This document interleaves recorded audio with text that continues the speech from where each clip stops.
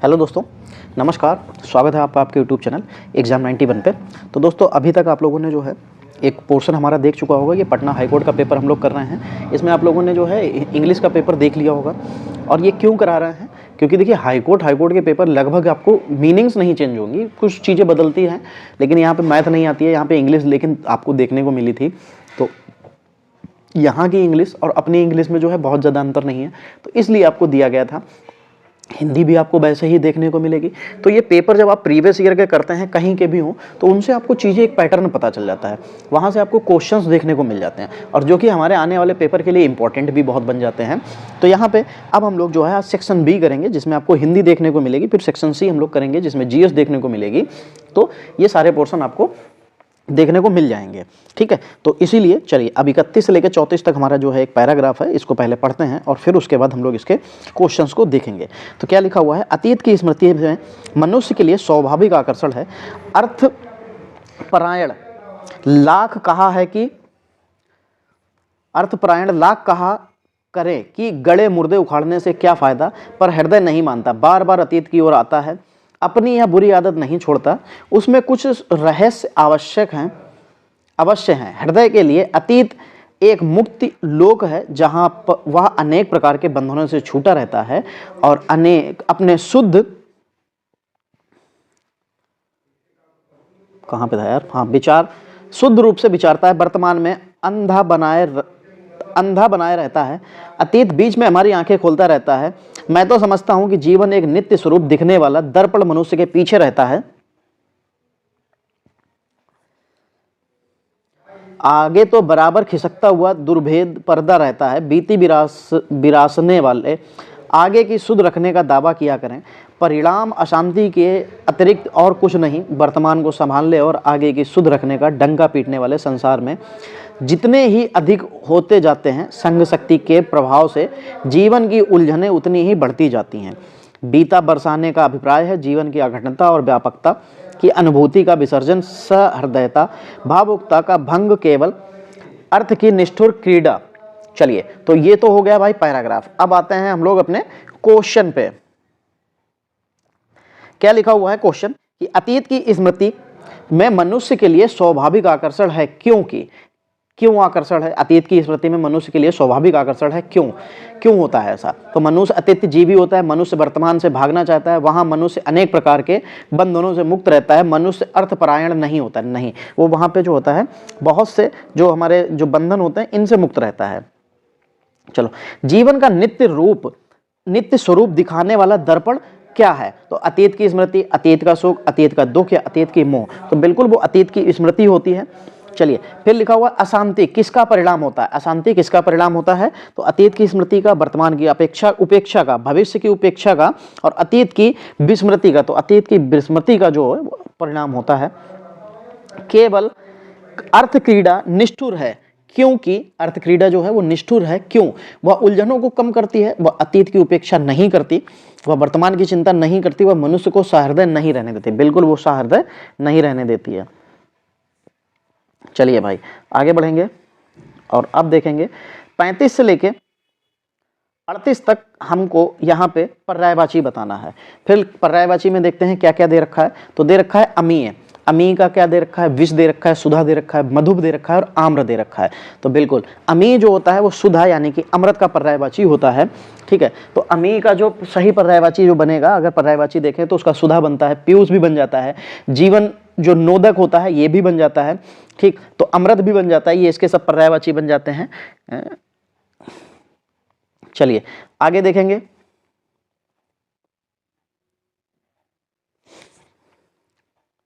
फिर मृगेंद्र लिखा हुआ है। मृगेंद्र का मतलब क्या होता है? तो मृगेंद्र का मतलब जो होता है वो शेर होता है, या वनराज भी कहते हैं, मृगराज भी कहते हैं, ठीक। शार्दुल भी कहते हैं, केसरी भी कहते हैं, किहरी भी कहते हैं, ठीक है, और महावीर भी कहते हैं। इनके बहुत से होते हैं। तो मृगेंद्र का शार्दुल हो जाएगा। तो वो मृगेंद्र का मतलब, मृग का मतलब हिरन समझ लेते हैं बहुत से बच्चे, तो इसमें हिरन ऑप्शन भी दे रखा था, तो हिरन मत लगा लेना। 37 नंबर क्या लिखा हुआ है? अंबर। अंबर का मतलब क्या होता है? आसमान होता है, वैसे तो गगन कह सकते हैं। अब्र भी कह सकते हैं, नभ भी कह सकते हैं, अंतरिक्ष भी कह सकते हैं, आसमान भी कह सकते हैं, अनंत भी कह सकते हैं, और अंबर का मतलब व्योम भी होता है, तो यहाँ पे व्योम इसका सही आंसर बन जाएगा। फिर देखो भागीरथी, भागीरथी यहाँ पे अगर देखें तो नदी है, भागीरथी की बात जो होती है वो गंगा के लिए कहा जाता है, देव नदी के लिए कहा जाता है, सुरसर के लिए भी कहा जाता है, त्रिपतगा के लिए भी कहा जाता है, फिर जाह्नवी के लिए भी कहा जाता है। तो यानी कि भागीरथी का मतलब क्या बन जाएगा, तो जाह्नवी दिखाई दे रहा है तो जाह्नवी बन जाएगा, यानी कि भागीरथी गंगा के लिए प्रयोग किया जाने वाला शब्द होता है। चलिए 39 से 41 आलोक, आलोक में हमको यहाँ पे विलोम बताना है, क्या बताना है, विलोम। आलोक का मतलब होता है अंधकार, ठीक है, आलोक नहीं, आलोक का मतलब उजाला होता है, प्रकाश होता है, ठीक, उसका मतलब हमको तिमिर देखना पड़ेगा या अंधकार देखना पड़ेगा, तो तिमिर आपको यहाँ पे आलोक का दिख जाएगा और यही आंसर भी सही हो जाएगा।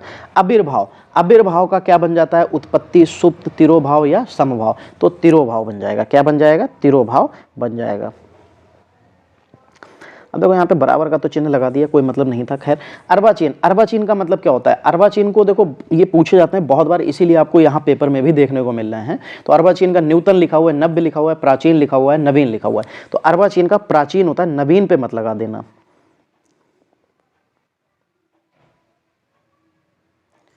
चलो आगे देखेंगे 42 से लेकर 46 तक भाई क्या क्या दे रखा है। निम्नलिखित अनेक शब्दों के लिए एक शब्द का उचित विकल्प चुनना है जिसे कठिनाई से जीता गया हो, तो विजित नहीं, अज्ञेय नहीं, अजय नहीं, दुर्जय, बिल्कुल जिसको मतलब बहुत मुश्किल से, तो दुर्जय हो जाएगा। जय तो कर लिया, जय तो कर लिया, जीत तो लिया है, लेकिन बहुत मुश्किल से।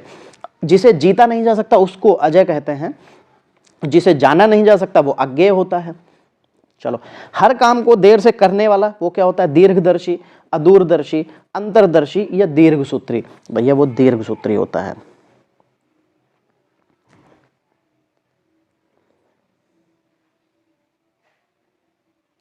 चलो, अनुशासनात्मक कार्रवाई की प्रक्रिया के फलस्वरूप पद के नीचे उतरना, तो भैया सीधे पद से नीचे उतरना मतलब डिमोशन करना, यानी कि क्या हो जाता है, जब पदोन्नति होती है जब आप ऊपर बढ़ते हैं, और पदोन्नति होती है तो इसका मतलब पद की अवनति यानी कि नीचे आ गए तो पदोन्नति हो जाएगी। मोक्ष की इच्छा रखने वाला को क्या कहते हैं, तो जिज्ञासु, योगी, आस्तिक, आस्तिक या मुमुच, तो मुमुच कहलाते हैं जो मोक्ष की इच्छा रखता है। इस दुनिया में मुझे नहीं लगता है कि कोई ये कहता हो कि भाई मुझे मोक्ष ना मिले, सबको मोक्ष चाहिए। किसी के प्रति उदारता एवं कृपा पूर्वक किया जाने वाला व्यवहार, किसी के प्रति उदारता एवं कृपा पूर्वक किया जाने वाला जो व्यवहार होता है वो क्या कहलाता है, विग्रह, निग्रह, अवग्रह या अनुग्रह, तो अनुग्रह कहलाता है, कृपा पूर्वक किया जाने वाला व्यवहार। फिर निम्नलिखित मुहावरों, लोकोक्तियों के लिए विकल्प चुनना है। हथेली पर सरसों नहीं जमती, देखो सरसों जमने, कोई भी चीज बीज डालेंगे तो उसके लिए धैर्य चाहिए, क्योंकि वो समय लेगा, 1 से 2 दिन, 24 घंटे, 48 घंटे या आपको 72 घंटे, तो इस तरीके से समय लेगा, उसको धूप चाहिए, पानी चाहिए, अपनी खाद वाद सब कुछ चाहिए, तब वो जमेगा। तो इसका मतलब धैर्य का काम है, क्या है, धैर्य का काम। तो देखते हैं ऑप्शन क्या लिखे, सरसों के लिए जमीन चाहिए, हथेली नहीं, नहीं ऐसा कोई जरूरी नहीं। हर काम में मनमानी नहीं चल सकती, नहीं ये भी नहीं। काम के लिए समय चाहिए, जब चाहो तभी काम नहीं हो सकता, बिल्कुल भैया आपको धैर्य चाहिए, तब समय लगेगा, तब काम हो पाएगा। फिर लिखा हुआ है खग जाने खग की भाषा, यानी कि खग मतलब पक्षी, पक्षी ही पक्षी की भाषा जानता है। इसका मतलब क्या होता है, पक्षी पक्षी को समझ रहा है, इंसान इंसान को समझता है, तो हर एक की अपनी भाषा है। भाषा को मतलब समझने वाला जो होगा वो एक जैसा होता है, क्या होता है, समान प्रवृत्ति वाले ही एक दूसरे को समझेंगे। तो ये सेकंड ऑप्शन में आपको दिख रहा है और यही ऑप्शन सही हो जाएगा। हाथ कंगन को आरसी क्या और पढ़े लिखे को फारसी क्या, ये पूरी कहावत है, ठीक है। तो हाथ कंगन को आरसी का मतलब क्या होता है, बिल्कुल पढ़ा लिखा ना होना, नहीं बेकार। विद्वान को धन की आवश्यकता नहीं, बेकार। सुंदर महिला को जेवर की क्या जरूरत, ये भी बेकार। प्रत्यक्ष को प्रमाण की जरूरत नहीं, बिल्कुल। तो हाथ कंगन को आरसी का और पढ़े लिखे को फारसी क्या, ये पूरी कहावत है। चलो, दिन को दिन और रात को रात ना समझना, जब दिन को दिन नहीं समझ रहा, रात को रात नहीं समझ रहा, तो भैया या तो लगा के बैठा है या फिर उड़ रहा है। तो क्या हो जाएगा कि सूर्योदय से रात्रि पर्यंत अथक कार्य करना नहीं, वास्तविकता को समझने की कोशिश ना करना, यथार्थ से अवगत ना कर होना, कोई बड़ा काम करते समय अपने सुख आराम का कुछ भी ध्यान ना रखना। हाँ बिल्कुल, दिन को दिन और रात को का बहुत कड़ी मेहनत करना, ये भी हो सकता है इसका। चलो, मखमली जूते मारना, अरे वाह भाई, अब मखमली जूते मारेंगे तो भाई चोट तो लगेगी नहीं, इसका मतलब है सिर्फ बेइज्जती हो रही है लेकिन चोट नहीं लग रही है। तो फिर क्या क्या ऑप्शन दे रखे हैं कि मीठी बातों से, क्या लिखा हुआ है कि मीठी बातों से लज्जित करना, व्यंग करना, धनी व्यक्ति को प्रताड़ित करना और अपमानित करना। बिल्कुल भैया, तो यहाँ पे मीठी बातों से आपको लज्जित करना, ये सबसे ज्यादा दोस्तों में होता है। चलो 52 से 54 नंबर तक क्या हो जाएगा, कुछ विकल्प दिए गए हैं जो कि हमें उनकी सही वर्तनी वाले शब्द का चयन करना है। ठीक है, तो 52 नंबर में क्या लिखा हुआ है, पुनरुत्थान लिखा हुआ है, पुनरुत्थान पुनरुत्थान पुनरुत्थान सब जगह लिखा है, तो पुनरुत्थान होता है, तो पुनरुत्थान, तो देखो नाम में तो मात्रा नहीं लगेगी, ठीक है, और पुनर फिर उत्थान होगा तो राम में छोटू ऊ की मात्रा भी लगेगी। तो यहाँ पे अगर उस तरीके से देखें तो पहले ऑप्शन में नाम में मात्रा लगा दी तो गलत हो जाएगा, दूसरा ऑप्शन पुनर, तो पुनर को अलग कर लीजिए, उत्थान को अलग कर लीजिए, बिल्कुल ऑप्शन सही हो जाएगा। चलिए 53 नंबर देखेंगे, 53 नंबर में फिर देखेंगे परिणत लिखा हुआ है, क्या लिखा हुआ है, परिणत लिखा हुआ है, परिणति। ठीक, तो ये देखना है, सभी में लगभग वैसा ही लिखा हुआ है, लेकिन कुछ में गलत है, जैसे पहले में रा में मात्रा लगी, दूसरे में रा में नहीं लगी, तीसरे में रा में नहीं लगी, अड़ा में लगा दी, चौथे में रा में बड़ी की मात्रा, तो ये सब गलत है, सिर्फ पहला ही सही है जिसमें रा में छोटी की मात्रा है और अड़ा, फिर उसके बाद ता में छोटी की मात्रा, बिल्कुल सही। फिर लिखा हुआ है कुमुदनी, क्या लिखा हुआ है, कुमुदनी लिखा हुआ है, तो कुमुदनी अगर आपने सही तरीके से नहीं पढ़ा, जैसे मैंने बोला कुमुदनी, तो दा में भी मात्रा निकली, किसकी, छोटे हो की, तो आप वही लगाएंगे, और देखो इसमें देखो लिखा भी होगा दूसरे ऑप्शन में कुमुदनी लिखा हुआ है, और हर हालत में आप उसी को लगाएंगे, क्योंकि बचपन से हम लोग ऐसे ही पढ़ते चले आते हैं। ये नहीं कह रहा हूँ आप पढ़ते हैं, हो सकता है आपने दूसरे तरीके से पढ़ा हो, लेकिन जब हम लोग पढ़ते हैं ना, तो उस समय बचपन में ये नहीं पता होता ना कि हमें इन फ्यूचर कभी जाके इसको सही भी करना पड़ेगा और इनको समझना भी पड़ेगा, तो वहां पे हमको चीजें इस तरीके से नहीं होंगी, समझ रहे हैं, तो वो चीजें जो है तब फंसते आके। अब जैसे यहाँ पे होता है कुमुदिनी होता है, दा में छोटी की मात्रा लगती है, और ये आपको तीसरे ऑप्शन में दिखाई दे जाएगा, यही बिल्कुल सही हो जाएगा। चलिए दिगंबर, दिगंबर में प्रयुक्त संधि का नाम बताना है, तो ये ऑप्शन मैं आपके लिए कमेंट के लिए छोड़ता हूं।